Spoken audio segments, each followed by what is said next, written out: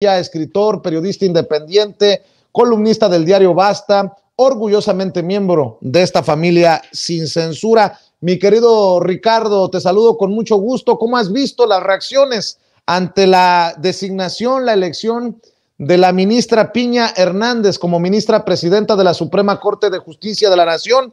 Hay algunos que creemos que pudo haber sido peor, me refiero al historial de voto de estos ministros y ministras, si se hubiera elegido a Alfredo Gutiérrez Ortiz Mena, muy evidente calderonista y hombre señalado por la condonación de impuestos cuando estuvo en el SAT. ¿Cuál es tu opinión, Ricardo? Te saludo con mucho gusto. Buenas noches. Buenas noches, querido Vicente, público memorioso. Pues sí, a esta hora usted ya debe saber, público, que Norma Lucía Piña Hernández presidirá la Suprema Corte de Justicia de la Nación. Hay ciertos tics, hay ciertos tópicos que se van repitiendo y bueno, pues es probable que entre esos tópicos usted sepa ya también que se trata de un hecho histórico, que Piña Hernández estará al frente del máximo tribunal constitucional de 2023 a 2026, lo cual es otro tópico, la convierte en la primera mujer en dirigir el poder judicial. Ahora, una cosa llama mi atención poderosamente, que hayan salido la plana mayor de los conservadores, la plana mayor de los neoliberales a celebrarlo. Me refiero en concreto al presidente del PAN, a Marco Cortés, a Alito Moreno, el dirigente nacional del PRI, e incluso el coordinador de Movimiento Ciudadano en el Senado, Clemente Castañeda, ya salieron a lanzar campanas al vuelo de que haya llegado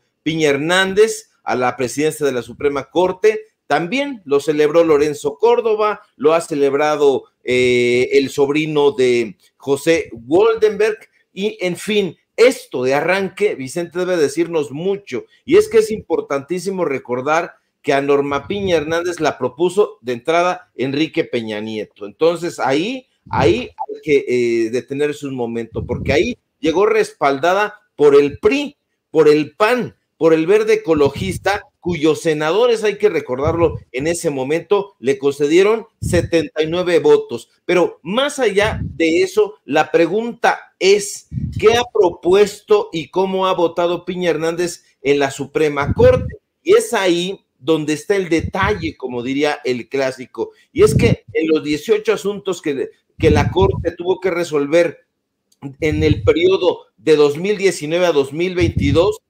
Norma Piña apoyó solo 3 de las propuestas emanadas del obradorismo, es decir, solo el raquítico 17% de sus votos respaldaron a la Cuarta Transformación. Eso es un síntoma de lo que puede venir después, de lo que se puede convertir en una enfermedad. Le pongo a usted un ejemplo, porque ya ve que a nosotros nos gustan los contundentes datos duros. En marzo de 2022, Piña Hernández validez del artículo 24, párrafo segundo de la Ley Federal de Austeridad Republicana. ¿Y qué decía eso? Que prohibía a los exservidores públicos de alto nivel trabajar en la iniciativa privada durante 10 años. ¿Para qué?